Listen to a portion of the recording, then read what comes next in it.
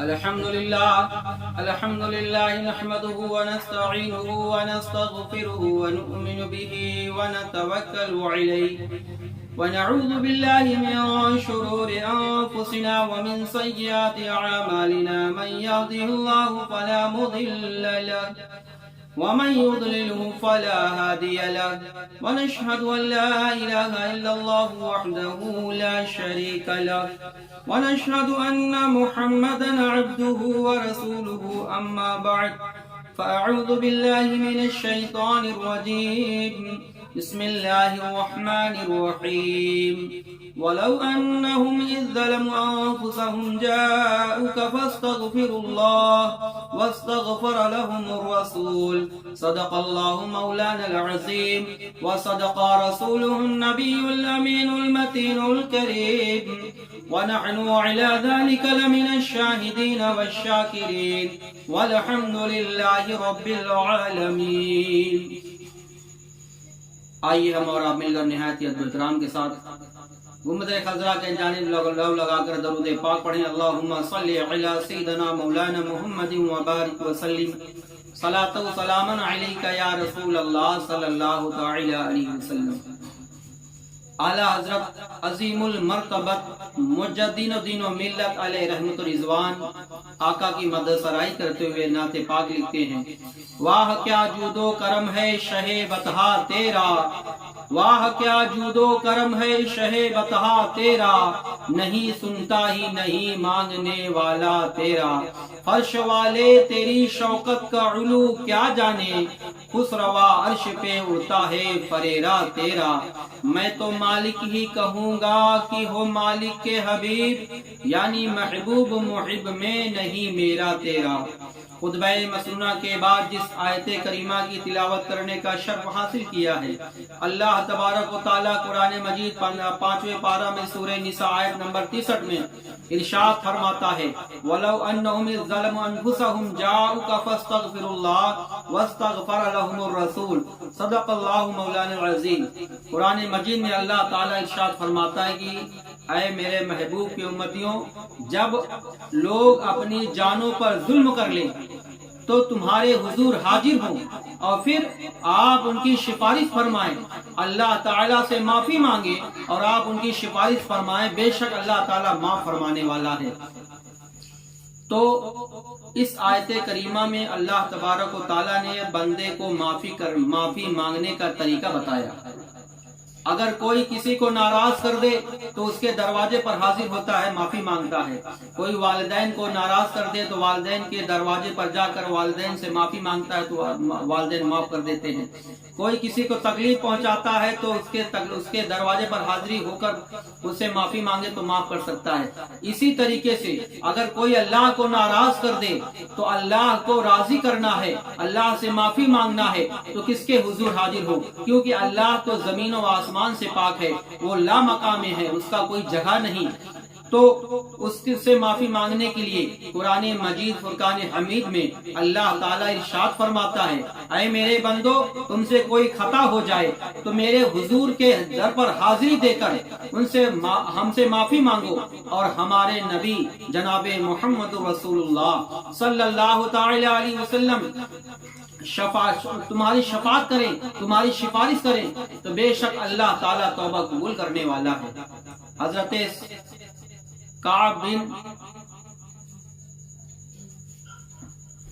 تفسیر مدارک میں یہ واقعہ نقل ہے کہ جب یہ آیت مدینہ کے دیہات کے رہنے والے نوا کے رہنے والے صحابی رسول کو علم ہوا تو وہ اپنے آپ کو گناہگار تصور کرتے ہوئے نبی اکرم صلی اللہ تعالی علیہ وسلم کی بارگاہ میں حاضر ہوئے، اور جب مدینہ شریف میں داخل ہوئے پتہ چلا کہ حضور اکرم صلی اللہ تعالی علیہ وسلم کو 2-3 دن ہوا انتقال فرما گئے، دنیا سے تشریف لے گئے. تو وہ صحابی رسول اپنے آپ کو گناہگار تصور کرتے ہوئے نبی اکرم صلی اللہ تعالی علیہ وسلم کی بارگاہ میں مزار اقدس پر حاضری دیتے ہیں اور عرض کرتے ہیں کہ اے محبوب رب العالمین، بے شک ठोकरें खा के गिरना मेरा काम है, हर जगह पे उठाना तेरा काम है। या रसूल अल्लाह सल्लल्लाहु ताला अलैहि वसल्लम, मैं गुनाहगार हूँ, मैं आपके हुजूर हाजिर हुआ हूँ और अल्लाह की बारगाह में तौबा करता हूँ और आप मेरी सिफारिश फरमाएं, बेशक अल्लाह ताला तुमको तौबा कबूल करने वाला है। इतना कहना था, वो आशिक़े ज़ारो कतार रो रहा था। कब्रे अनवर के अंदर से आवाज आई, कद गुफिरा लका, बेशक आना तेरा काम था, बख्शवाना मेरा काम है। कद गुफिरे लका, जा तेरी बख्शिश हो गई। सुभान अल्लाह, सुभान अल्लाह। हजरत अबू कतादा रदियल्लाहु ताला अन्हु नबी अकरम सल्लल्लाहु ताला अलैहि वसल्लम के बारगाह में जंगे उहद में हजरत अबू कतादा की आंख निकल आई और वो अपनी निकली हुई आंख को नबी अकरम सल्लल्लाहु ताला अलैहि वसल्लम की बारगाह में लेकर हाजिर हुए। कहा, या रसूल अल्लाह, मेरी आंख निकल गई है, जंग में जख्म हो गया है, आंख निकल गई है, या रसूल अल्लाह आप इसे ठीक फरमा दें। मेरे आका सल्लल्लाहु ताला अलैहि वसल्लम ने फरमाया कि ऐ अबू कतादा सब्र करो, अल्लाह ताला जन्नत अता फरमाएगा। तो मेरे आका सल्लल्लाहु अलैहि वसल्लम के सहाबी रसूल हजरत अबू कतादा कहते हैं, या रसूल अल्लाह, आंख मेरे सवाल करने पर दुरुस्त फरमा दें और जन्नत आप अपनी तरफ से अता फरमा दें। सुभान अल्लाह। और एक सहाबी रसूल नबी अकरम सल्लल्लाहु ताला अलैहि वसल्लम की बारगाह में वजू का पानी लेकर हर वक्त खड़े रहते थे। हजरत रबिया बिन काब रदियल्लाहु ताला अन्हु एक मर्तबा मेरे आका सल्लल्लाहु अलैहि वसल्लम रात की सख्त सर्दी में जब बाहर निकले, हजरत रबिया बिन काब को देखा कि वो वजू का पानी लोटा में लिए खड़े हुए हैं। तो कहा, ऐ रबिया, इतनी रात को घर के बाहर क्यों खड़े हो? कहा, या रसूल अल्लाह सल्लल्लाहु ताला अलैहि वसल्लम, मैं इसलिए खड़ा हुआ हूँ कि आपको वजू की कब जरूरत पड़ जाए और मैं पानी पेश करके आपको राजी कर सकूं। तो मेरे आका सल्लल्लाहु ताला अलैहि वसल्लम अपने इस गुलाम से इस कदर खुश होते हैं कि आप फरमाते हैं, सल रबिया, ऐ रबिया, मांग, तू क्या मांगता है? तो हजरत रबिया रदियल्लाहु ताला अन्हु काब बिन रबिया फरमाते हैं कि मैंने कहा, या रसूल अल्लाह, जन्नत में सबके दर्जे अलग होंगे, सबके मरातिब अलग होंगे, नबियों के अलग कटघरी होगी और उम्मतियों की अलग कटघरी होगी। या रसूल अल्लाह, यहाँ जब बेचैन और बेकरार होते हैं तो आपकी बारगाह में हाजिर होकर आपका दीदार कर लेते हैं और दिल को सुकून मिल जाता है। मगर या रसूल अल्लाह, जन्नत में आपका आला टॉप दर्जा होगा और उम्मतियों का अलग दर्जा होगा। जब वहाँ बेचैन और बेकरार होंगे, आपका दीदार करना चाहेंगे तो कैसे देख सकेंगे? या रसूल अल्लाह, मैं ये चाहता हूँ कि जन्नत में मैं आपके साथ रहूं, जन्नत में मैं आपके साथ रहूं। मरा फकतु का फिल जन्ना, या रसूल अल्लाह, मैं आपके साथ जन्नत में रहूं। मेरे आका फरमाते हैं, वगैरह जालिक, रबिया बिन काब, इसके अलावा कुछ मांग ले। तो कहते हैं कि बस या रसूल अल्लाह, हमें यही चाहिए। तो शायर कहता है, तुझसे तुझी को मांग ली सारी कायनात, मुझसा कोई गदा नहीं, तुझसा कोई शकी नहीं, तो सखी नहीं। अब इस हदीस पाक से वो लोग दर्स से इबरत हासिल करें जो ये लोग कहते हैं कि नबी अकरम सल्लल्लाहु ताला अल्लाह के अलावा किसी से मदद मांगने वाला काफिर हो जाता है, किसी से अल्लाह के अलावा मदद मांगने वाला मुशरिक हो जाता है। तो ये सहाबिये रसूल हैं, अब इन पर क्या हुक्म लगेगा, इनके बारे में क्या कहोगे?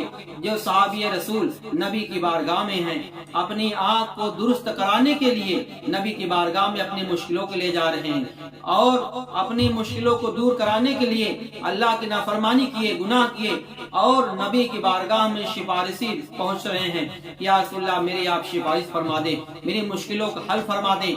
हजरत रबिया को जब अल्लाह के रसूल खुश हुए, कहा मांगो, क्या मांगते हो? यहाँ ये नहीं कहा कि जो हमारे बस में है वही मांगना, जमीन और जायदाद हमारे बस में है ऐसे मांगना। بلکہ دنیا کی چیز مانگنا، آخرت کی چیز نہ مانگنا، بلکہ اللہ کے رسول نے کہا مطلقاً مانگو، جو تم چاہو مانگ لو۔ تو میں اللہ تبارک و تعالیٰ نے ہمارے نبی کو دونوں عالم کا مالک و مختار بنایا ہے، اسی لیے آقا صلی اللہ تعالی وسلم اپنے امتیوں کو، اپنے جانثار صحابہ کو جنتیں بھی بانٹ رہے ہیں۔ درود پاک پڑھیں، اللہم صلی علی سیدنا مولانا محمد وبارک وسلم، صلاۃ و سلام علیک یا رسول اللہ صلی اللہ تعالی علیہ وسلم۔ اسی طریقے سے عبداللہ بن زبیر صحابی رسول ہیں، وہ کہتے ہیں کہ جنگ احد میں